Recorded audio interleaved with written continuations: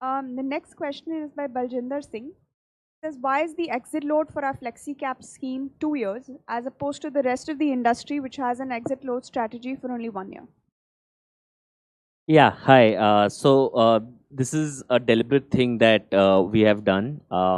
In fact, when we launched FlexiCap Fund back in 2013, there was no exit load whatsoever. So anyone was free to come in and go out at any moment.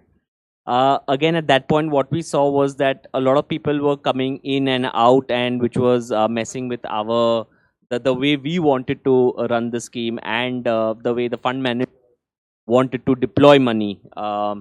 And again, when we our communication has from the clearly from the start been that this is a product for anyone who has 5+ years of investment horizon. Uh, for us, it was a way to pretty much not motivate the short termers to come into the fund, again, when we are saying 5 year horizon, the exit load is for only 2 years. I think it's just a way to encourage long term investing and discourage short term investing. And yeah, it's a deliberate thing that we have a higher exit load than what the industry has right now. I'll just add a bit here. So on a similar note, someone else has asked a question which is more relevant. So someone has asked a question, Neil.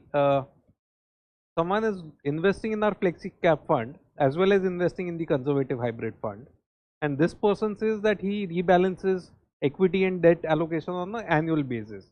And if equity goes up, if that person wants to move from equity to debt, then that person gets hit by the second year exit load. So, which is an interesting question and something we had not thought about earlier. So, I believe we'll discuss this at the board of directors meeting and we'll take it to the trustees. And in the conservative hybrid fund, we have a provision where up to 10% of the units can be redeemed without exit load. Maybe something like that we could introduce to the second year. So we'll figure out if there is a way out and tweak this around and enable people to switch between the two for the portfolio rebalancing purpose.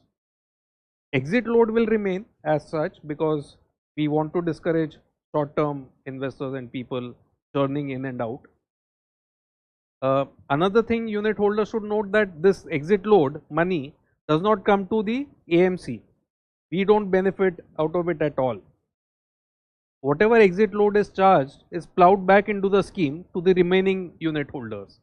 So the short termers lose and the long termers in the scheme gain because of exit load. For the limited purpose of people wanting to rebalance between debt and equity, we could have some provision whereby in the second year they could switch a small amount of units from one to the other. So that we'll figure out if there's a way. Thank you for the clarification.